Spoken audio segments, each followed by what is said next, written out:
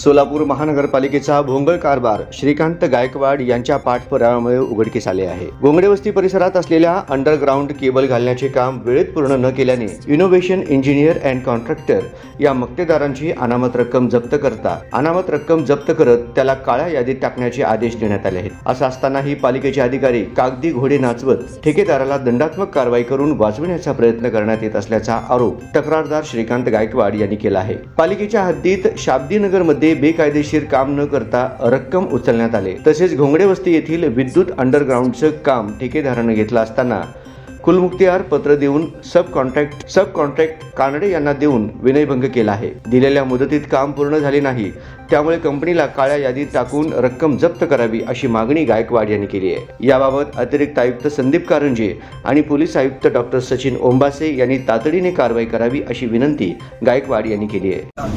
मी श्रीकांत चंद्रकांत गायकवाड, राहणार एनजी मिलचा।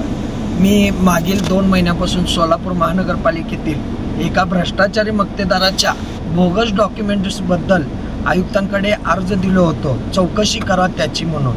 मग त्या आयुक्तांकडे अर्ज दिल्यावर आयुक्त साहेबांनी कारंजे साहेबांना आदेश दिला याची चौकशी करून माझ्याकडे पूर्ण फाईल पुटअप करा म्हणून। मग कारंजे साहेबांना मी विचारणा केली असता की पेंटर साहेबांनी खालचे PHचे लोक फाईल दिलेले आहेत। आज आयुक्त साहेबांशी चर्चा करून मी पुढचा आदेश देतो, तुम्हाला काय होईल कारवाई ते सांगतो म्हणले होते।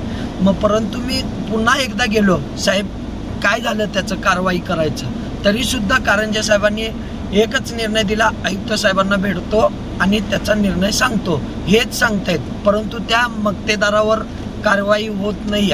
एक वर्गडन 17,65,000चा वर्गडन आहे, डुप्लिकेट, जाग्यावर कामच नाही।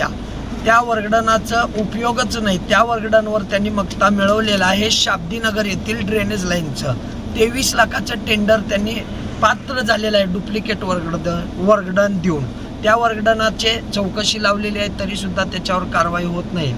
मागील 2 वर्षाखाली घोंगडे वस्ती परिसर येथील एक इलेक्ट्रिक टेंडरचे अंडरग्राउंडिंग केबल लाईन घालण्याचे टेंडर झाले होते। त्यामध्ये इनोग्रेशन कंपनी, पुण्याची कंपनी आहे, त्यामध्ये मक्तेदार इनोग्रेशन या मक्तेदाराने पॉवर ऑफ पॅटर्नी आकाश उत्तम कानडे या फर्मच्या नावाच्या मक्तेदाराला पॉवर ऑफ पॅटर्नी देण्यात आली होती। कोर्टाच्या आदेशानुसार काम जागेवर नाही केल्यावर, जागेवर पूर्ण जर नाही झालं तर ते मक्तेदारावर कारवाई करण्यास पात्र राहतील असे मक्तेदाराला सांगितलं होतं।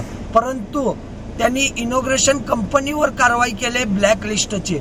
परंतु आकाश उत्तम कानडे हे पॉवर ऑफ पॅटर्नी घेतले होते, त्यांच्यावर खरं तर त्या काळ्या यादीत घालण्याचे नाव याच्यावर कारवाई व्हायला पाहिजे, आकाश उत्तम कानडेवर।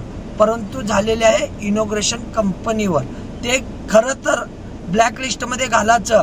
कुलमुख्तियार या कायद्यानुसार, कोर्टाचा कायदा बघितलं तर कुलमुख्तियार ज्यांनी दिलेला आहे त्याच्यावर कारवाई व्हायला पाहिजे। आयुक्त साहेबांना 10 वेळा मी भेटलोय, आता जवळजवळ 5वं 6वं माझा अर्ज आहे।